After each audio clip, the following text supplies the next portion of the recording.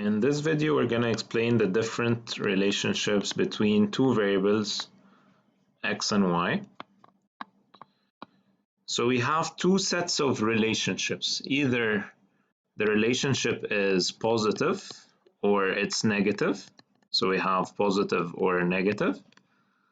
And we also have whether the relationship is a linear relationship or it's a nonlinear, or sometimes we call it exponential relationship. So we have two pairs of relationship. Let's start by the positive relationship. So a positive relationship would indicate that if x increases, the y increases as well. So they're both moving in the same direction. Or if x decreases, then y decreases as well. But a negative relationship would indicate that if x increase, y will decrease, or if x decrease, y will increase. So they're moving in opposite directions. When one variable increases, the other one decreases. Linear relationship means constant increase in y per x. So it's constant change or constant increase. But an exponential relationship will mean a variable increase. So this means for every increase 1 in x, y is not increasing by the same amount, it's increasing by a different amount. So this could be represented by a table. So let's start looking at the tables. So let's say we can have x and y, 1, 2, 3, this is 4, 5, or 10. We could have another set that is, say, 1, 2, 3. This is 30, 20, and 10.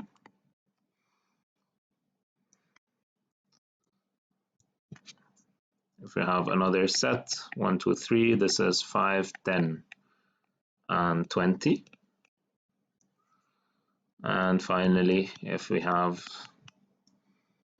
1, 2, 3, 30, 20, and 5. So for each of these relationships, we want to know whether it's positive or negative, linear or exponential. So for the first one, as we notice that the x increases, when the x increases, y increases as well. So this is the case for a positive relationship. So this is going to be a positive relationship. And let's figure out whether it's linear or exponential. You can see that when this increases, when x increases by 1, y increased here by 5, and then it increased by another 5. So it's a constant change. So this is a linear relationship. When the y increases by the same amount for each increase in x, this is what we call a linear relationship. If you want to look at the line, if you graph this, it's going to be a line going up like that and has a slope of 5 because we said that the constant change represents the slope. And we can even get the y-intercept if we say that the slope is going to be 5. So this is y equal 5x plus b. We can get the y-intercept by plugging any of these points, what we did in the previous topic on linear equations. So if y is 5 when x is equal to 1, you can get the b, which is going to be 0 actually in this case. So mean that this is going to look something like this, having a slope of 5 and starting at the y, the origin. For the second one, you'll notice when x is increasing, y is decreasing. So this means it's going to be a negative relationship. And you can see that when x increased by 1, y here decreased by 10, here decreased by 10. So it's a constant increase or decrease, definitely. It's a constant change. So this means that this is a negative linear relationship. And the y-intercept, you can get it in the same way. The slope is going to be negative 10, so it's going to be going down like that. So that this would represent a negative linear relationship. For the third one, you'll see that when x is increasing, y is increasing as well. So this would make this a positive relationship. but the change itself here, it increased by 5, and here it increased by 10. And since the change itself, it's different, so this is what we call exponential. It's a positive exponential relationship. Usually we call it exponential growth, meaning that it's increasing. If you want to sketch this, it's going to look like a curve like that. And this curve is going to be given by the equation y equal ax to the power of b. There's an exponential relationship, meaning that you have a power, but the power here is going to be positive.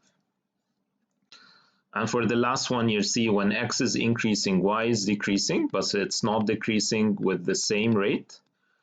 So this is going to be a negative relationship because y is decreasing as x increases. But at the same time, it's not a linear relationship, it's an exponential relationship, or sometimes we call it a nonlinear relationship. So this is an exponential relationship. And if you want to sketch it, it's going to be a curve going down like that. And the equation for this is going to be y equal a to the power of x all to the power of b.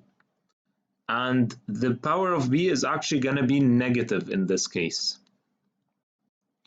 So why is the power negative in this case? Because if you said that, let's say you have x power negative 2, from our topic on exponents, this becomes 1 over x squared. So if the function like that, this would represent a negative relationship, since once you have x in the denominator, this means as x is increasing, y is going to decrease.